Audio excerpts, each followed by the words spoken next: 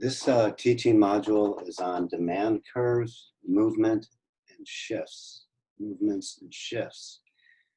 What we're looking at, this is a very simple technical exercise. I usually don't like to discuss supply and demand separate from themselves, because the whole idea behind the market process is that supply and demand work together to create the emerged outcomes. But under orthodox teaching, this is a requirement. So I'm going to teach separate demand and supply curves, teach them separately.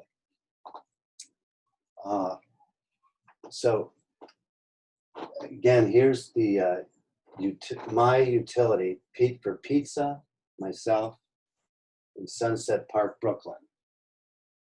And this is diminishing marginal utility of consumption for pizza for me, right? So you'll see that the diminishing marginal utility means also that the demand curve shifts down because you're willing to pay less for each additional unit of the normal economic good. This is also easily explainable because it's obvious, an axiom, that you're willing to buy more when the price goes down. So this example we're talking about is for normal economic goods, meaning that demand shifts out when income increases. So say for example, here's my mainstream known and knowable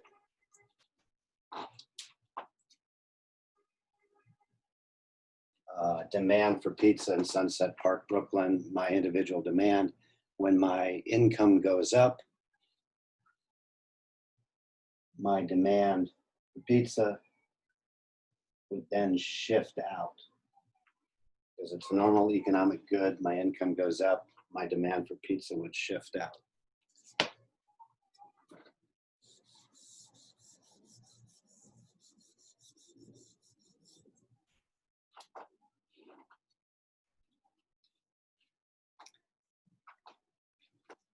So here's the demand for pizza in Sunset Park.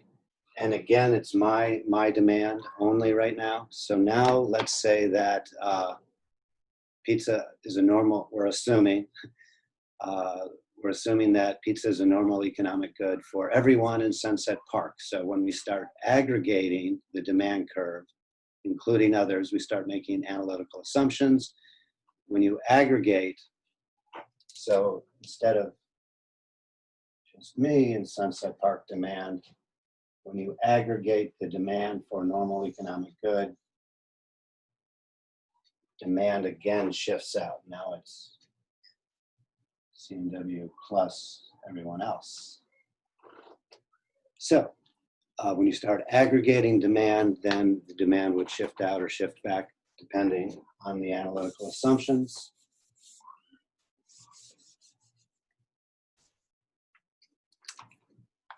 Now, see, a substitute good for pizza would be a hamburger.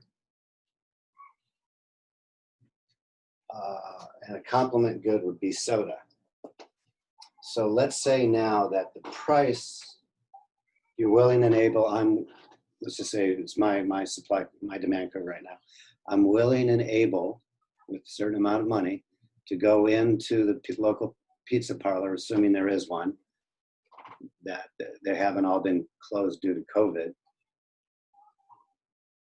and went bankrupt before they could open.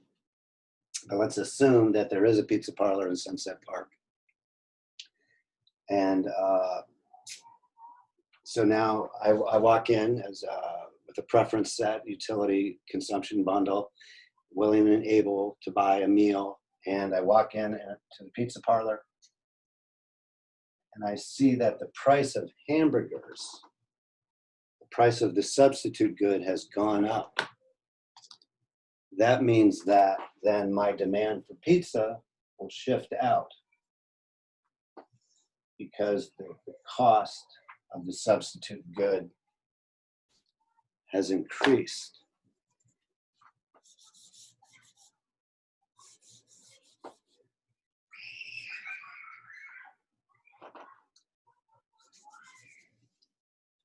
Or I walk into the pizza parlor and I see that the price of the substitute good has gone down. That means that the demand for pizza would shift back, because the price of the substitute good has gone down.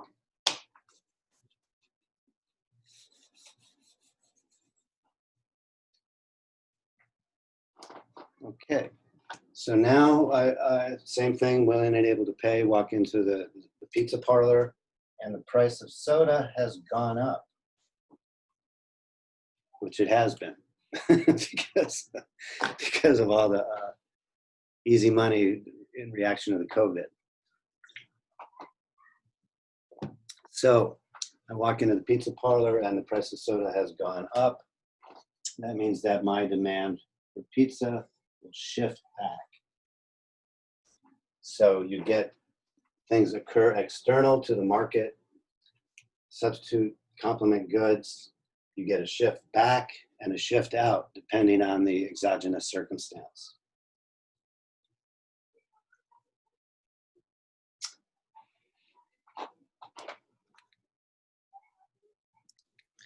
Okay, now we'll look at the supply curve for pizza in Sunset Park, Brooklyn.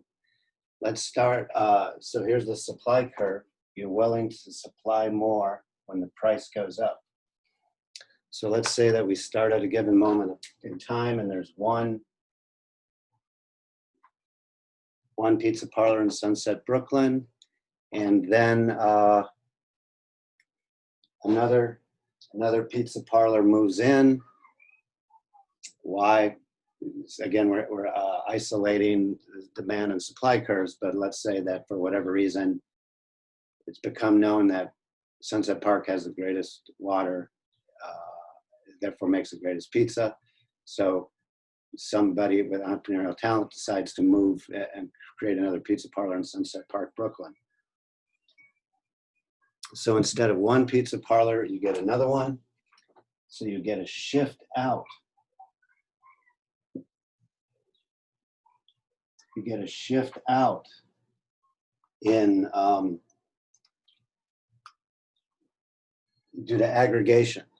So what's interesting to note here, let's just assume that there's in microeconomic assumptions mean that there's a price, that perfect competition gives a single price. So you'll see that aggregation or competition means that more of the economic good is being supplied. So competition means that you get a greater amount at the same price due to competition or the ability for new entrants to enter into the market. And because this is just a two-dimensional plane, we should also add that this competition also increases the quality of the economic good, not just the quantity, but the quality.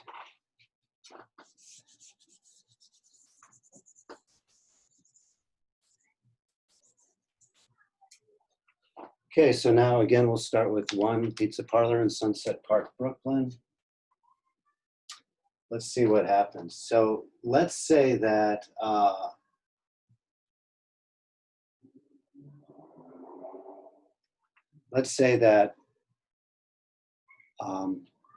I own the pizza parlor. This is my supply curve, and I've been working through the specialization of labor, and I've developed a very good bread that tastes better and is less expensive to make, or I've determined a machine that will allow me to, through the specialization of labor and investment in labor-saving devices and trade, have discovered a machine that allows me to be more efficient in my production. That means that supply then shifts out again. But let's say that one of my competitors in another neighborhood tells the regulatory officials that, oh, Cameron Weber's machine is unsafe and therefore needs to be regulated. That means that regulation then, so the health official comes by or the labor official comes by and says, oh, your machine is unsafe, or it's replacing workers, your technological advancement is preventing the creation of jobs. So we need you to stop working your machine. Well, in that case, the supply would shift back, right? Making it more difficult to do business, meaning I'm willing to supply less at the same price.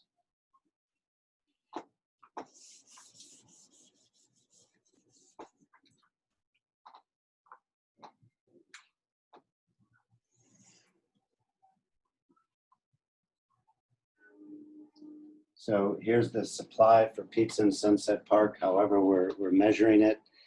Now let's say inputs to production. Let's say that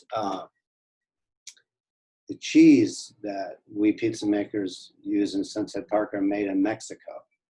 And let's say that the USMCA, the new free trade agreement, actually reduces trade barriers for cheese from Mexico, or tomatoes from Mexico, or avocados from Mexico, or whatever inputs we use. Chili peppers, they come from Mexico. Now you have free trade or less regulation. That means that the supply shifts out because it's easier to do business due to free trade. But let's say that the new trade deal, the new USMCA trade deal actually increases trade barriers. So the new trade deal actually increases trade barriers. That means that you're willing to supply less, so trade shifts, so the supply shifts back.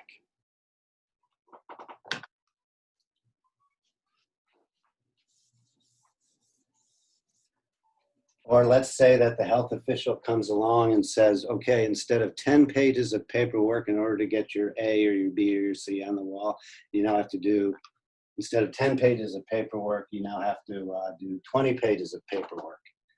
So again, your supply will shift. Instead of letting the consumer decide the quality and whether you stay in business due to supply and demand, you're getting the experts deciding whether or not you should be in business.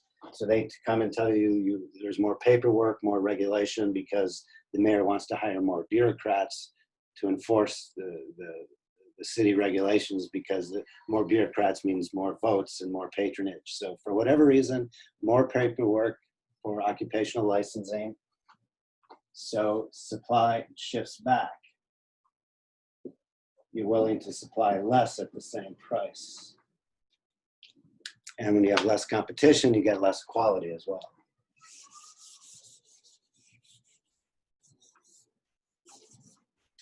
Okay, so now, last one.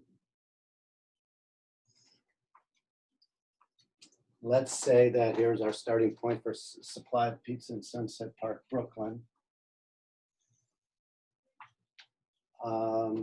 Let's say that now there's a new national minimum wage, or that instead of,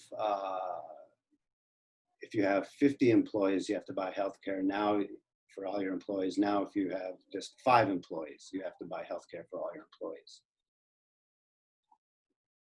So let's see what happens. Let's say that then now there's a new minimum wage, making your labor costs go up. So in the short term, that means that you're going to shift back supply. In the short term, you're going to shift back supply due to the new minimum wage. But because you're an entrepreneur and you enjoy making pizza, you've decided to invent some robotics in the medium or longer term to ramp up, to substitute out of labor, because labor has now become more expensive. So you're going to substitute into capital in order to continue making pizza, because that's what you enjoy doing. You enjoy your customers. So you invent some robotics, because substituting out of labor into capital. So then your supply curve is going to shift. But we don't know exactly where it's going to go, right? Because it's out into the future. So this creative destruction we do know that robotics will make it less costly to do business, so therefore you're willing to supply more. Thank you. That completes our teaching module on demand and supply shifts.